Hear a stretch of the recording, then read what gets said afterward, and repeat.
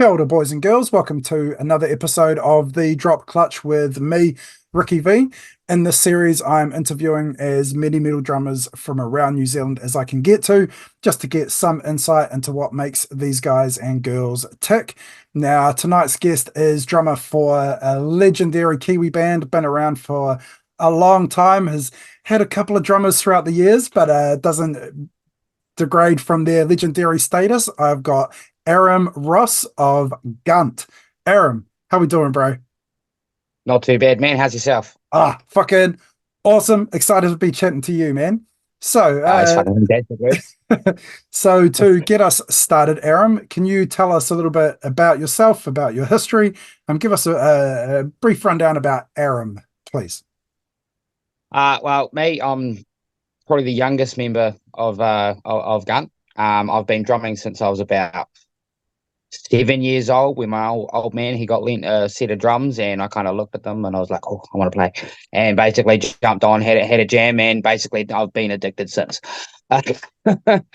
um, but no, I've had a few years of lessons, but mainly self-taught. Gunt's my first real actual full-on performing band that I've been in, other than like church drumming when I was younger and a teenager and stuff like that. So, like metal situation, Gunt was kind of like the first dudes that I got to jam with. Actually, way back, I was probably about 17, 18 at my brother's reception after party for his wedding, and Gunt were there, and I jumped on the drums. Got to jump on the drums on that night, and have a jam with Jaden, the guitarist.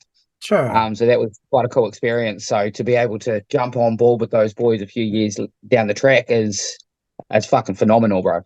Fuck yeah. So yeah, so it's been fun, the journey of drumming and stuff like that. So I've always loved drums. And I dabble in other instruments Oh, yeah. averagely, averagely. Sure. Sure.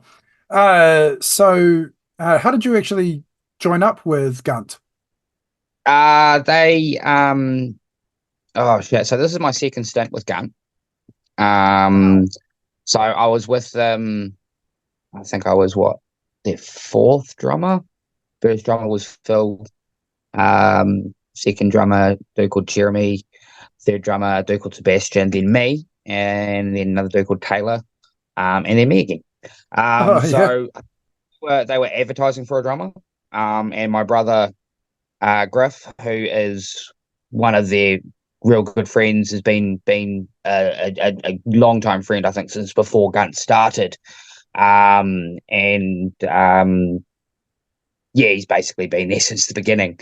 So I was known to Dave, the guitarist, through the rock shop and stuff like that in Hastings. And he hit me up saying, "Bro, you should audition." My brother hit me up, "You should audition." So I hit them up and got an audition, and basically I learned a few of their tracks from the EP that was on Spotify, basically the material that I had access to, and yeah, had a jam with the boys and magic. Fuck yeah, man. And how long have you been with So, them now? I'd say a year and a half the second time round. Okay. One was probably about 3 to 4 years, maybe. Oh gosh. No, maybe not even that. Maybe 2 years, 2 years, two Okay. to 3 years. Sure. Um, but yeah, so no, it's good to be back with the boys, and I'm here to stay, and they know that. Well, that is awesome, man.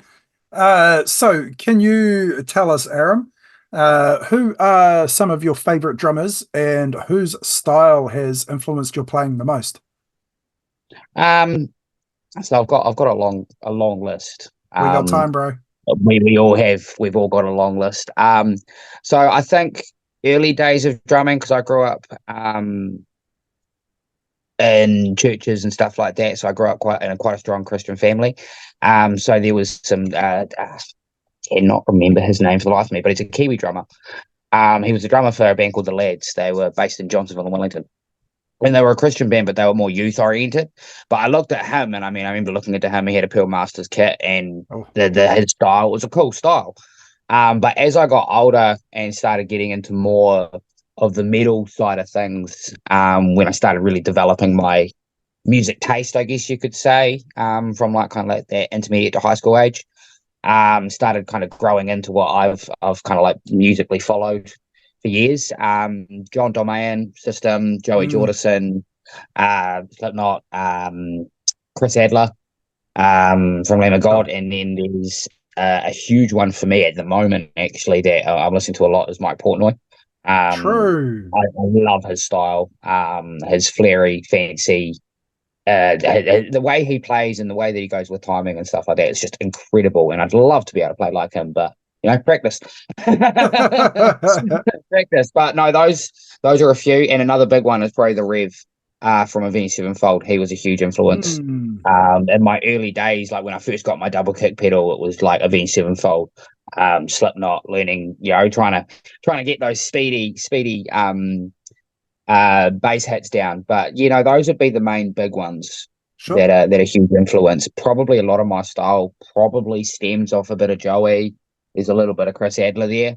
Mm, Um, but I like to take from all sorts. But another huge influence actually, when before I even got a double kick pedal, when I was still young and using a single, was John Bonham, Keith oh, Moon.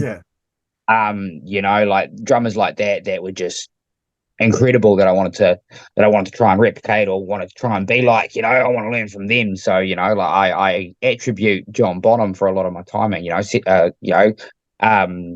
Led Zepp for a lot of my timing. Sure. Because there's a lot of difference in timings. Like Black Dog is screwed with the beginning of that song. you know, um, Even in the Forbidden song Stairway, there's a few different timing structures and stuff that are used that are interesting. And as a developing drummer, it was real good to learn from that music. Sure. So Sure. yeah, it kind of started the evolution of where I've come to now. Absolutely. I'm a big proponent of looking backwards. Our heroes now learnt off those guys then. And so we'd Yeah, be who was their fools hero? not to, yeah, we'd be fools not to look into what they were doing because 100%, hundred they percent. Yeah. valuable resource. Absolutely. And especially now Oh, with 100%. YouTube, where we can so easily go back and see it. Oh, exactly. With YouTube, you've got Drumeo, which is a huge resource for especially Huge. up and coming new drummers and stuff like that. There's so many different professionals jumping up on there and doing, 10 episode series for lessons and stuff like that. Yeah. So Yeah. it's Gosh. pretty cool. I actually remember when Drumeo was freedrumlessons.com. Do you remember that? I vaguely remember that Yeah. actually. That does ring a bell. That's It a was long time ago though. it was yeah, it was like 15 years. It was back when it was just Yeah. Jared, the blonde guy. It was just him by himself. Um, Yes, actually. yeah, yeah, Yeah. it's crazy what it started out as free drum lessons and now it's give me your money. But that's another Wow. story.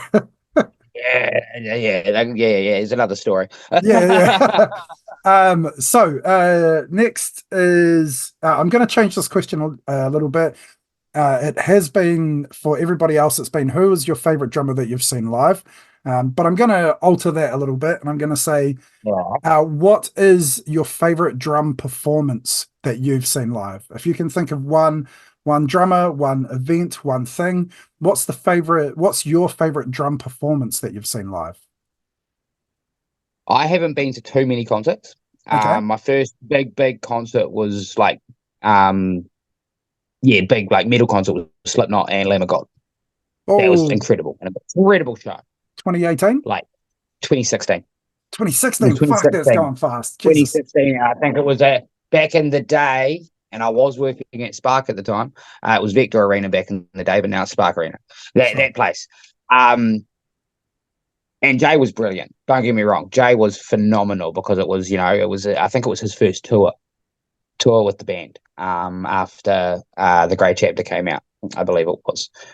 So it was an incredible show, beautiful show. But honestly, I went to Foo Fighters in January, and the performance that Josh Freese put on, dude, blew my mind. The Absolutely. performance that Josh Freese put on at the Foo Fighters, and we went to the Wellington show, but it blew my mind. Just what he was doing, and I know it's not metal, but it blew my mind. But I'd say for a metal performance would be Jay at Slipknot. That was sick. It was incredible. Seeing him honor what Joey created. Sure. You Absolutely. Well, know, that's that would be my biggest one. But upcoming would probably be Nico at Iron Maiden. oh gosh. Gosh. So yeah. Yeah, yeah. But no, Awesome. yeah. So those would probably be my favourites, if that makes sense. Yeah, yeah, absolutely. Bit of Absolutely. a broader answer. Yeah. Yeah. I'm a big Taylor Hawkins guy, so I seen the Foo Fighters as well, and I had really high expectations. And yeah, Josh was phenomenal. I still I personally would have preferred to have seen Taylor, oh, but 100%. I'm fully. I would have preferred to see Joey at Slipknot, like you know, yeah, and it might have very good been. I point. think it might have been Lamb of God post Chris too. I can't remember when Chris left. It may not have been Chris on drums. I Uh can't for the life of me remember when he left Lamb of God. the when Lamb of God came and opened for Slipknot, it was Was it still Chris? yeah, it was still Chris on drums then. It was Chris. Yeah. Okay. Yeah. I'm trying to remember. It was a while ago. Yes, yes. Everything's blurred. Yeah. Um. Yeah. So moving on. This one's a little bit more difficult for the drummers to answer, which is exactly why I keep asking it. Good How point. would you describe your style? Um. Oh, oh, well, as I mentioned earlier, you know, like a lot of my style kind of branches off. There's a lot of Joey and Chris Adler influence because I listened to a huge amount of, especially Slipknot, in my teenage years. Um, I don't know. That's a hard one. it is. That's why I It's keep a asking it. hard one. Groovy, Groovy. a Groovy. groovy metal. Sure. I like that. As I guess in a sense, you know, I'm not all about the blasty speed. It is although I like, you know, fast double kicking, but I'm not all about the you know the real quick on you know the real quick blasting. I'm not hugely all about that. I'm more about a little bit of creativity on the toms, adding a bit of groove to it and stuff like that. Sure. So I guess that yeah, groovy. I guess could be the only word. Like a groovy metal could be the way that I could describe it. I guess I've never actually thought about it in that sense. Sure. Thanks for putting that to me because that's made me think. Okay, bro. Appreciate Um, it. well, moving on from that, you have, as you've said, had a couple of stints with Gunt. Now, have you been a part of the writing process? Have you written any songs with Gunt? So yes, Yes. um, three, three, Okay. three. Can you tell us what the Three writing process is? long, long. Um, but I think a lot of writing process, like a lot of writing processes, can be different Mm, and can be long. But no, it was long and interesting, especially interesting for me because it was like a first new experience for me because I'd never done anything like this. sure. Um, like you know, I jumped into the performing side of things a bit later in you know in my years rather than my teenage years, early adults. It was kind of like I was more mid-20s, getting closer to 30. You know, when I just started doing the performing. So for me, I hadn't really done anything like that or creatively musically like that since school. So it had been a few years. So for me, it's interesting because it can take me a little while to get around my head around a riff, especially if it's a timing one. And I think the second song I did with the boys was a song called Too Many Nights. And it's got an interesting part in it where it's where I hit the snare, it's dugga da da da dugga da dugga da da dugga da dugga da dugga da. So it's one, one, two, one, two, three. And when we go into the song, that continues. So I Mm, had to try and come up with a drum beat that kind of went around that, and that, like, honestly, it fucked with me for weeks. I was sure. like, I come up with all these different things. So it was a kind of a long, arduous process, but it was enjoyable at the same time, you know, because I'm learning new things. I'm learning how to do this, a new way of thinking, I guess. But yeah, no, they threw me through a loop with that one, but it was a challenge I wasn't going to turn down, if Sure. that makes sense. Yeah, absolutely. So you know, long creative processes. It's usually stems off a riff. The writing process is usually stems off a riff that one of the boys has come up with, whether it be bass or guitar, and yeah, I'll kind of just start playing kind of improv style. My thing is improv. I'm quite good when it comes to improv and playing along, but when it comes to thinking and trying to think of what am I going to put here, what am I going to put here, rather than just do it like I'm used to doing it, like improvising and I had to get it. I kind of it just takes me a bit longer to get my head around it, I guess. Sure. Would be for me. But Gunt, I don't know, they're quite creative boys. So there's always new riffs, but it's getting them all together and getting us to agree on how it should go that can sometimes take a while. Yes. You Yes. know, we've Okay. all got like, let's do this, and then there's one guy that's like, let's do it this way, and they're like, come on, we've just gotten this far, you know. Okay. So So, it's but very no, it's always fun. collaborative. Yeah, collaborative. We're all talking about it, Okay. especially the boys on the guitar. The three boys especially they communicate quite a bit when we're doing that writing process. Like I'll be drumming along and they'll be like, just hold on 5 minutes. I'll just get up and go out for a smoke while they're writing and have a listen from the outside because guitars are loud. Um, and then I'll come back in and I'll play along because they'll usually by the time I come back inside, they've usually kind of got that bit down. So I'll come in and I'll be like, yeah. And then I'll start playing along to it, to what we've already got it, Sure. and then just build on that, I guess. Sure. Awesome. Well, thank you very much. Is there a specific technique that you are practicing or working on at the moment? I wouldn't say specific technique, but I'm working on getting my wrist speed and my foot speed up. As I said, Yep. I'm not all about the blasting, but as I said, I do want to have the pedals and be able to go quite quick with my pedals. Sure. Um, Especially with I've got a new venture with a couple of boys that we've just started out on a little bit of a project that we've started. So a second band, so to say, and that may have some maybe a little bit faster kicking in it. So I'm kind of working on upping my foot technique, I guess you could say, Sure. upping my foot speed and getting my wrist movements. This wrist I broke when I was 12, and it's never been right. So when it comes to Mm, blast, going faster with it, that's kind of why I've never had a huge interest in the blasting because of, I guess, bodily setbacks. sure. I just get it going the way that I can with that wrist in regards to when I'm hitting.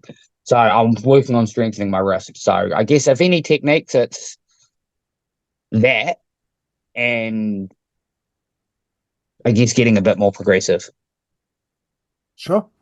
So not so much technique, but trying to turn my drumming, personal drumming way of drumming. This is starting to sound funny. My personal way of drumming into a bit of a more progressive style. I guess a little bit more flary. Would be like as I said before, a huge influence at the moment is Mike Portnoy. Even like a lot of those prog dudes, like I couldn't even tell you the name of some of the guys from like Animals as Leaders, Pellini, Porcupine Tree, all those progressive style bands. I've been listening to a lot lately, and I guess in a way, it's inspiring for me. Hearing those guys do those things on the drums and how they're playing it and the timing structures and what they're doing with even just the smallest of symbols that they've got, it's incredible. So I guess that's one thing I'm kind of working towards is trying to get a bit more creative with that. Sure. So more so than a technique, just yeah, working on those things. Fantastic. All right. Now we move on to a little game, Aram, that I call first, last, best, and worst. So this is where you tell us Okay. about, yeah. This is where you tell us about the first show that you ever played, the last show that you played, what the best show was that you played. Now that's a little bit open for interpretation. That can be you played the best, that can be it was the best gig, that can be something awesome happened, that can be, whatever. It's really open for interpretation. And then the last is worst show. Now, similarly, that is open to I've already interpretation. got an answer for worst. I can Fantastic. give you an answer for worst. Okay.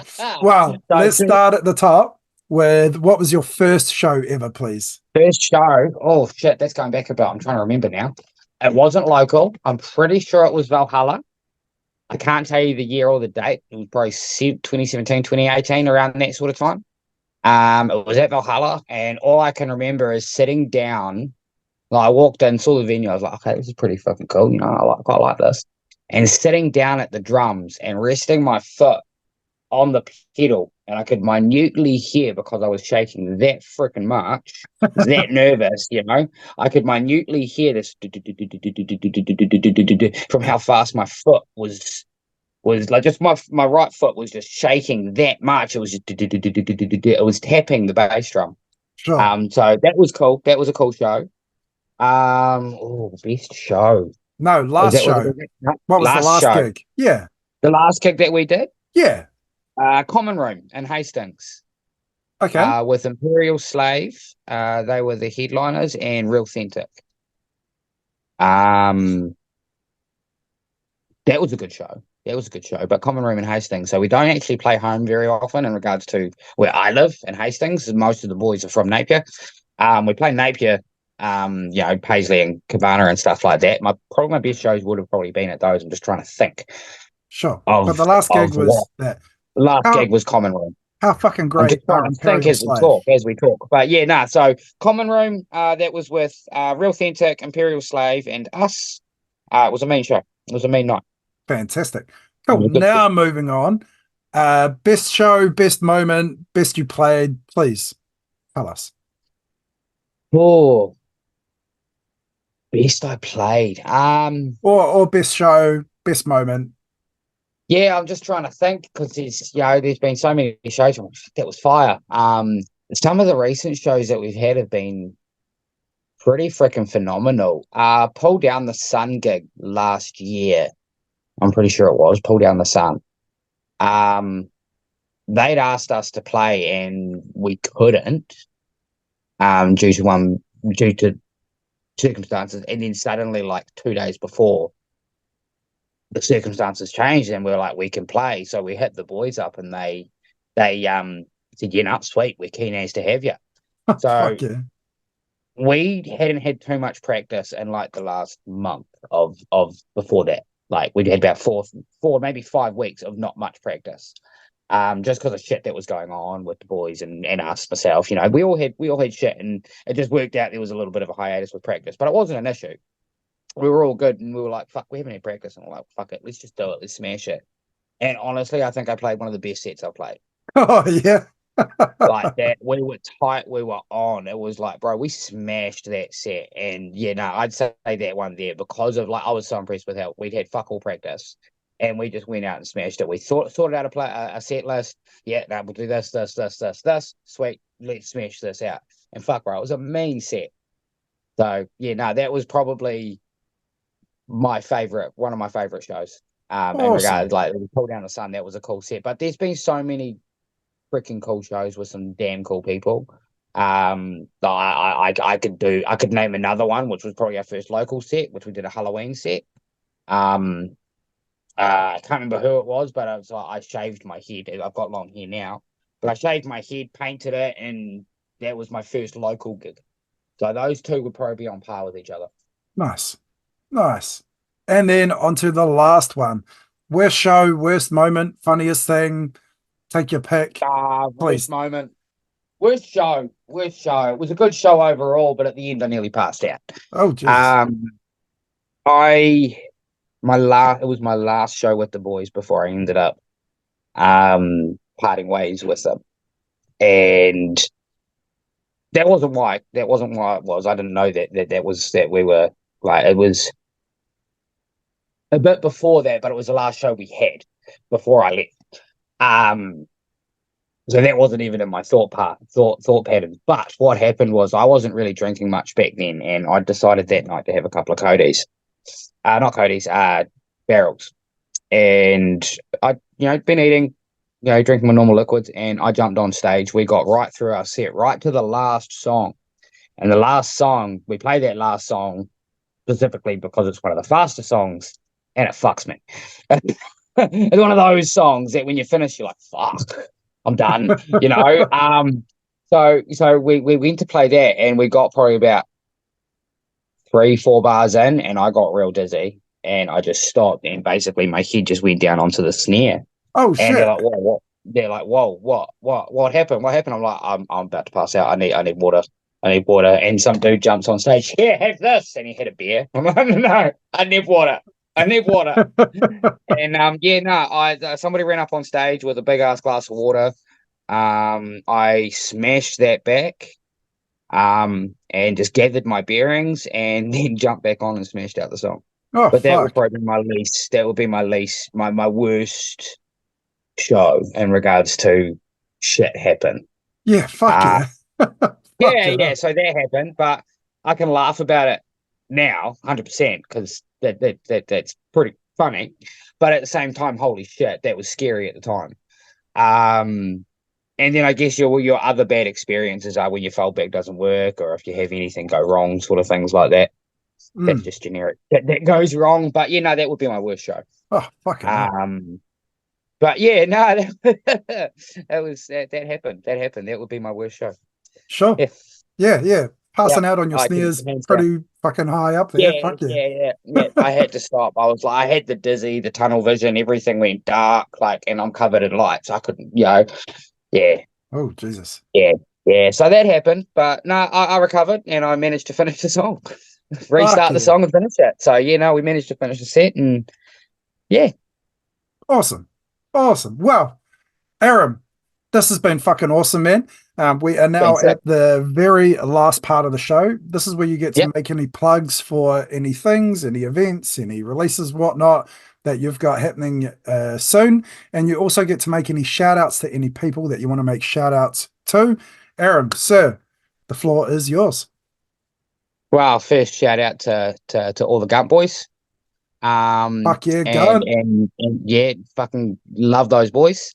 And also shout out to the boys from Postnatal, Down with the System, and a Werewolves for their show the other night. Fucking, it was a sick night. That was cool at the Paisley stage in Napier. And we are at the Royal Variety Show number 6, I believe, on the 4th of May. So it's a bit of a Star Wars celebration. Oh, Um, choice. so yeah, no, there's a few different bands. I believe I can't name all of them off the top of my head, but I know that Real Authentic's going to be there. A Werewolves are going to be there. I know Gunt's going to be there, and there's a whole bunch of others. Sure. I believe both stages are being utilized. Is that at So it Cabana? could be, yeah, Cabana. I Yep. don't 100% know the door price. I'd say 15, 20, but that's coming up. Um, yeah, and yeah, shout out to basically shout out to my family. Love you all.